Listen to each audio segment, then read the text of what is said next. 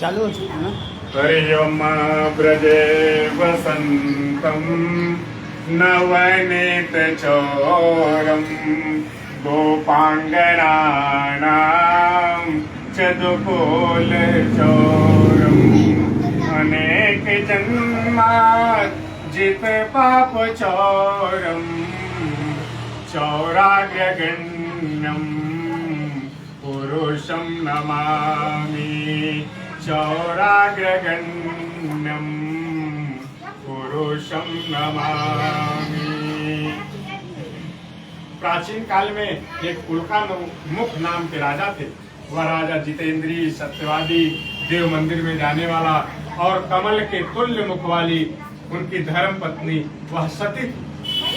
और इस प्रकार की धर्म पत्नी थी कि एक धर्म एक व्रत नेमा काय वचन मन पति पद प्रेमा।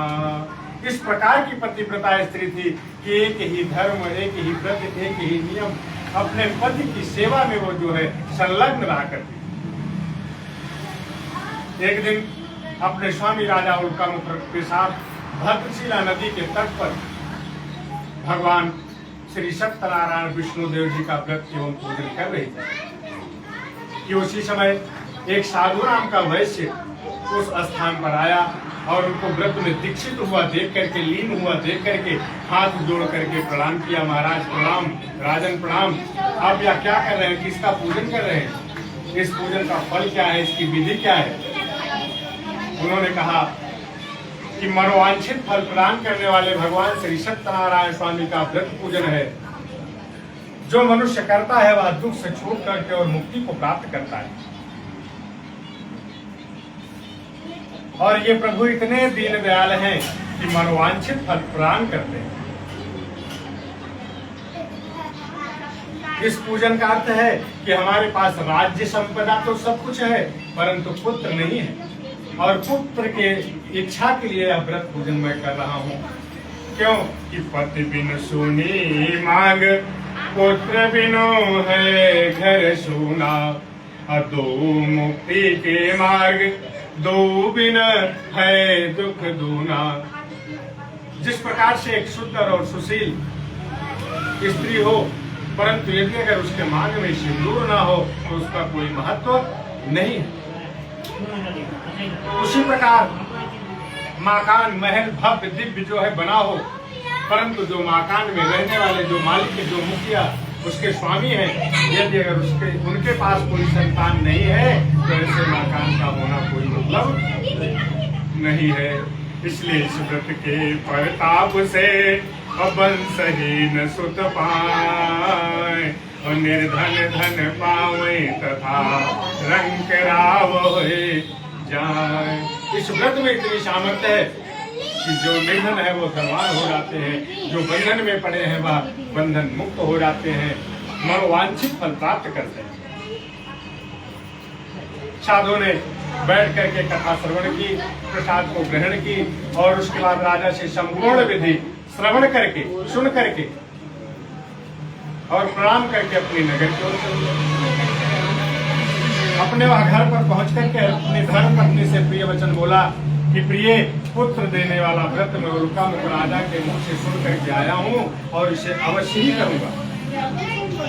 उनकी धर्म पत्नी ने कहा कि स्वामी, यह तो बहुत ही उत्तम विचार है और कल प्रातः काल ही क्यों ना यह व्रत पूजन किया जाए। तब साधु ने कहा कि अभी व्यर्थ में क्यों धन नष्ट करोगी, जब संतान होगी तब पूजन किया जाएगा। कि चले हम धन भी खर्च कर दे, पूजन भी कर दे, क्या कोई गारंटी है कि संतान होगा या नहीं होगा पूजन करने से। साधु ने अपनी पत्नी को आश्वस्त करके उनको समझाया कि अगर संतान होगा तो बड़ा दिव्य और भव्य पूजन होगा। बहुत भली भांति उनको समझा करके और वह व्यापार के लिए निकल गया। भगवान नारायण की कृपा के प्रसाद से वह उनकी भार्या, उनकी धर्म पत्नी वह गर्भवती हुई और 10 महीने के पश्चात उनको एक कन्या रत्न की उत्पत्ति हुई और कन्या ऐसे बढ़ने लग गई जैसे शुक्ल पक्ष का चंद्रमा बढ़ता है।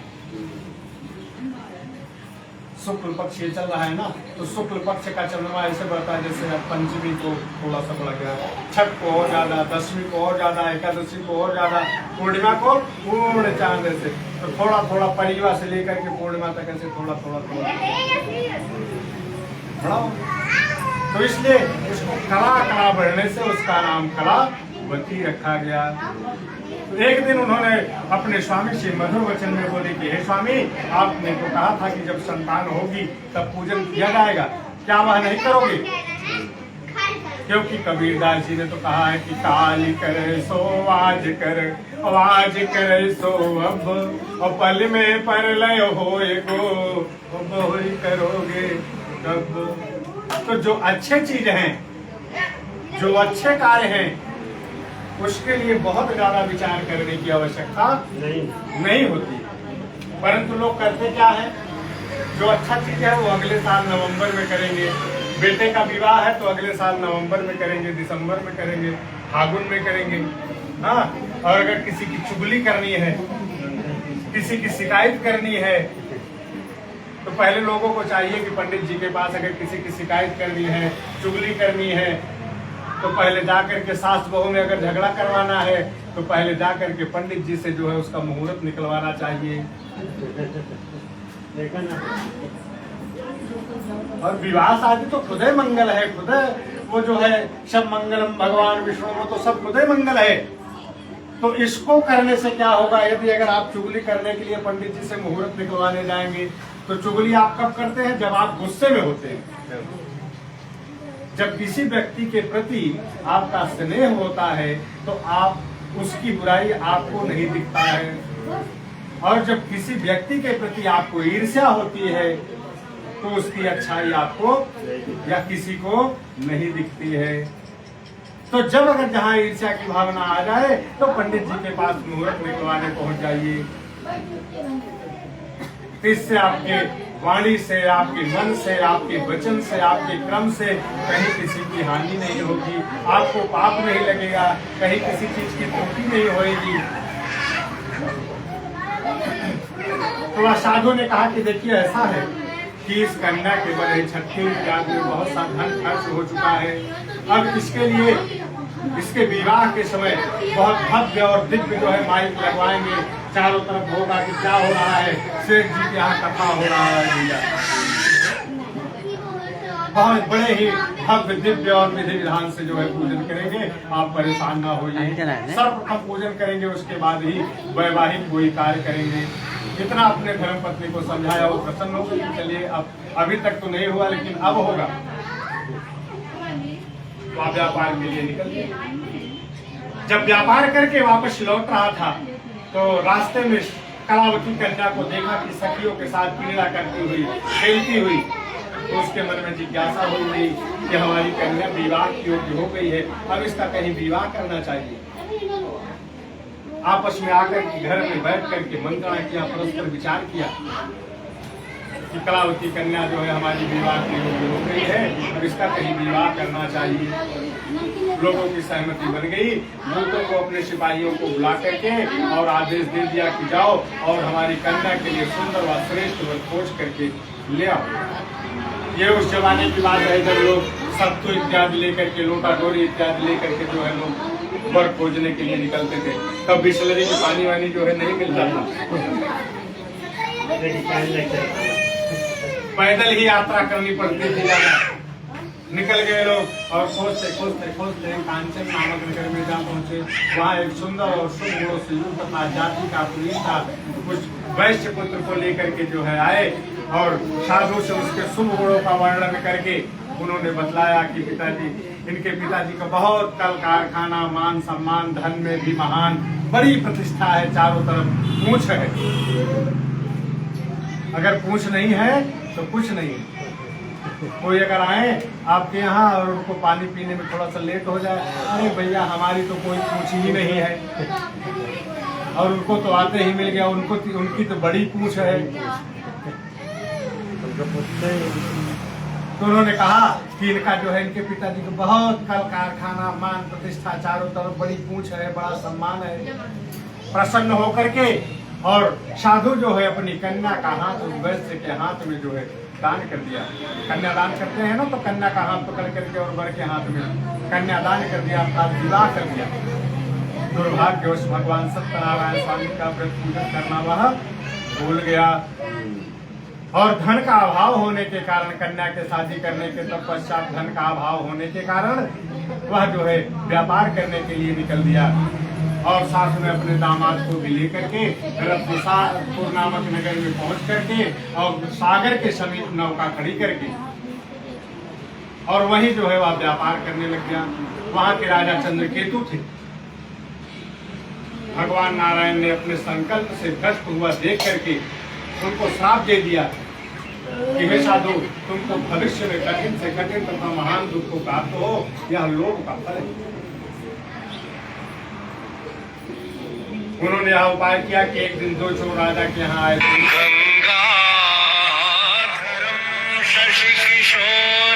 चोरी करने आए और सिपाहियों ने देख लिया, तो चोर डर के कारण जो है जब वहां से भगे तो सिपाहियों ने दौड़े उनको पकड़ने के लिए। चोरों ने जब सोचा कि अब हम पकड़े जाएंगे, तो जो दोनों साधु सोए हुए थे वहीं धन को रख करके और वहां से एक दो सिपाहियों ने आकर के देखा कि धन तो यहीं रखा हुआ है, इसका मतलब यही दोनों चोर हैं। उसी दोनों को चोर समझ करके और वह पकड़ने ले जाकर के राजा के सम्मुख उन्होंने कहा कि यही दोनों चोर हैं जो आपका धन चुरा करके भागे हुए थे। भाई रंगे हाथ पकड़े गए, माल भी बरामद हो गया। उन्होंने उनसे प्रश्न किया कि राजन, अब इनके लिए क्या आदेश है? तो उन्होंने कहा कि दृढ़ बांध करके कारागार में ले जाकर के इनको डाल दो, हथकड़ी लगा कर। वहां तो यह हाल हुआ, और घर पर जो धन था उसे चोर चुरा ले गए। माता और पुत्री मानसिक और शारीरिक रूप से पीड़ित हो गई। धनहीन फटे चिथड़े कपड़े, लिपटायति भूख कुपीड़ित दीना, फिरती तते उठते कभी चंचल, मान बिना बिन चित्त मलिना, और जन की सुनती फटकार तथा सहती अपना उर्दाब कुलीना।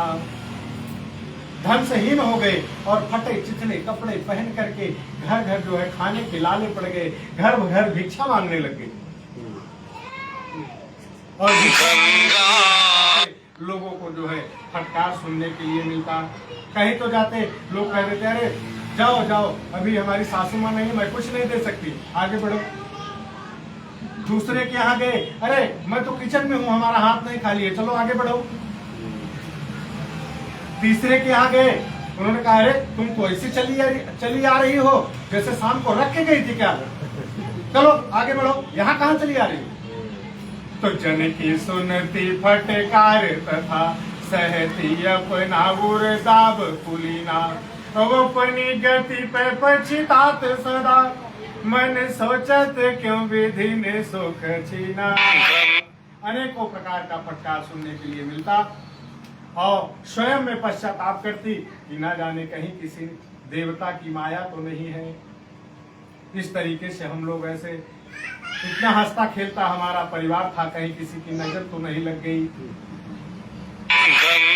एक दिन कलावती कन्या ऐसे भिक्षा मांगते मांगते कुछ दूर पहुंच गई, और एक जगह पर ऐसे भगवान नारायण का व्रत पूजन हो रहा था, वहां बैठ गई और बैठ करके हाथ जोड़ करके कथा श्रवण किया, सुना, भगवान से प्रणाम किया, प्रसाद को ग्रहण किया, जल पी करके, और माँ के लिए थोड़ा प्रसाद लेकर के कुछ रात होने पर घर वापस गई।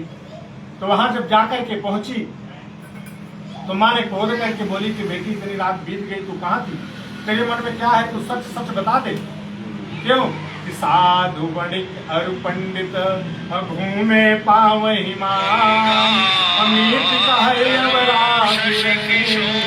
पावहि अति अपमान।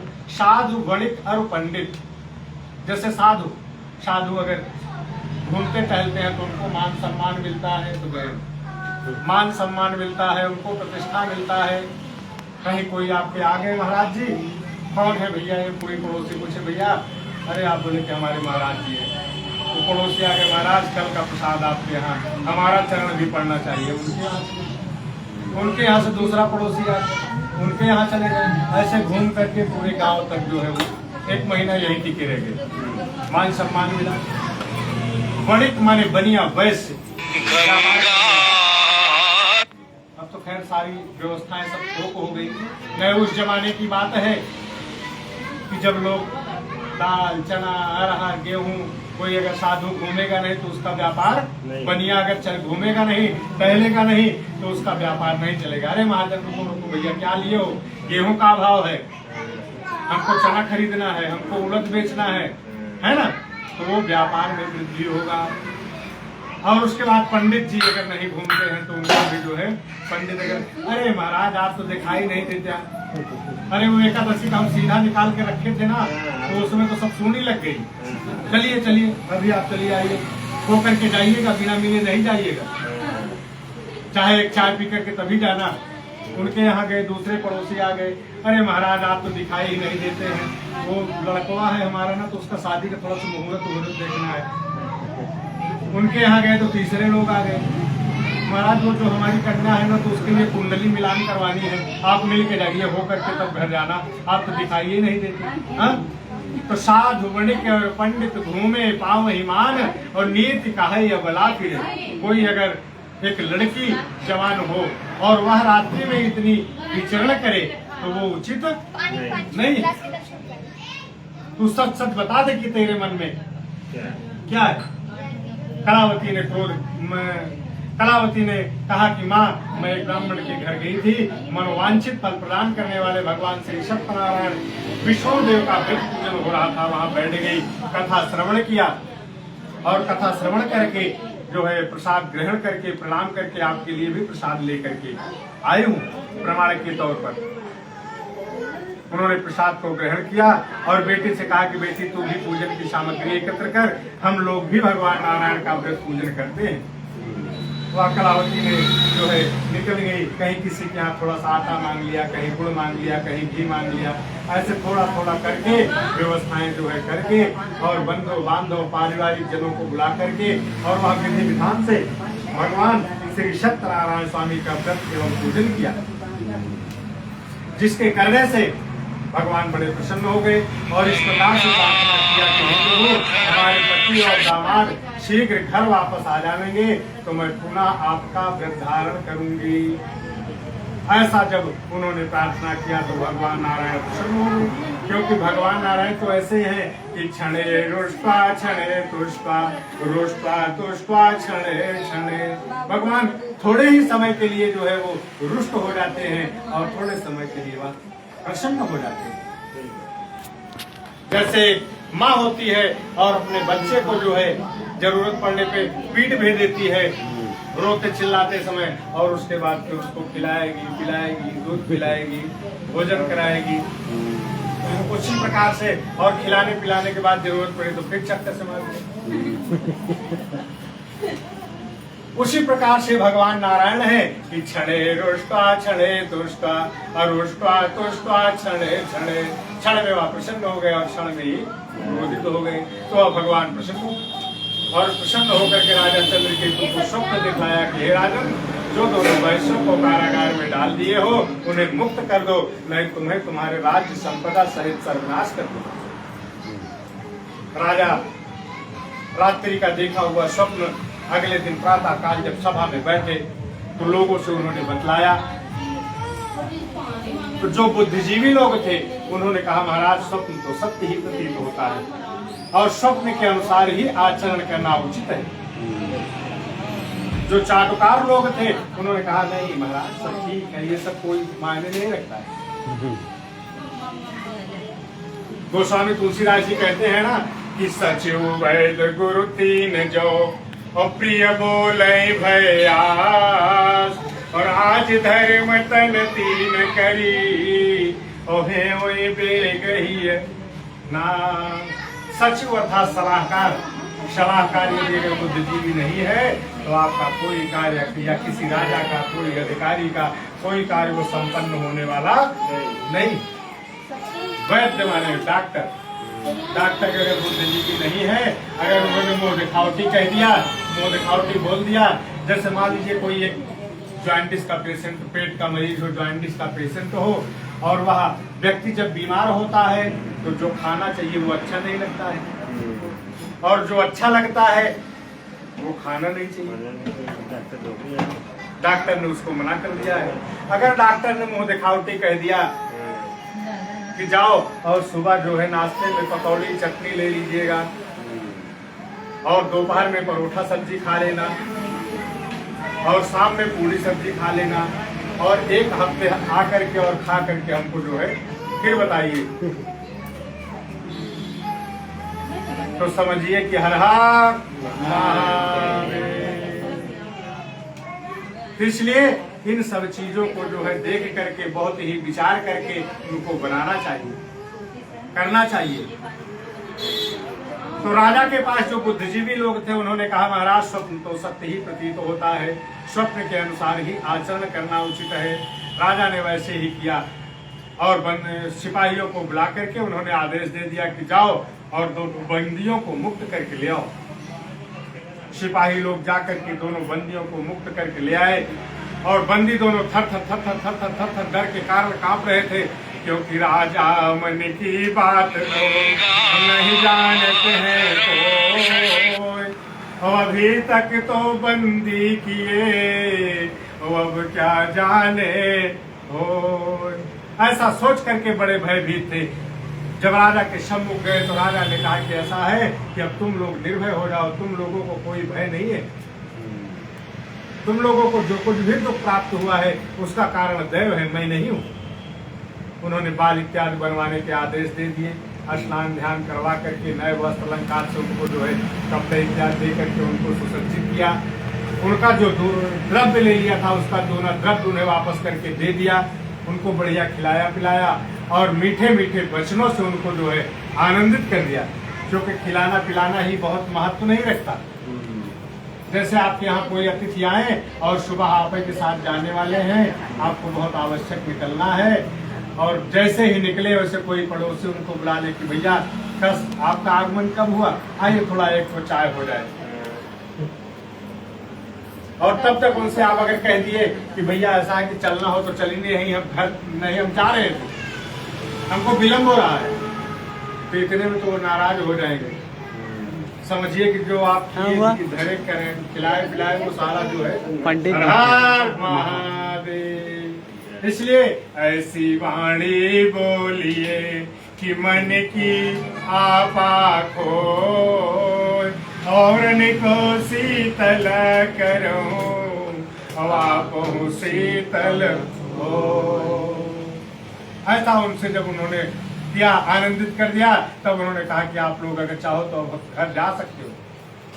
उन्होंने कहा महाराज आपका आदेश है तो हम घर जा रहे हैं। ऐसा कह करके उनको राजा को प्रणाम करके अपनी नौका को संभाल के और अपने देश के लिए वह जो है रवाना हो गया। श्री अस्कंद पुराणे रेवा खंडे श्री सत्यनारायण व्रत कथायाम तृतीयो प्रेम से बोलिए वृंदावन बिहारी लाल की जय, सत्यनारायण स्वामी की जय।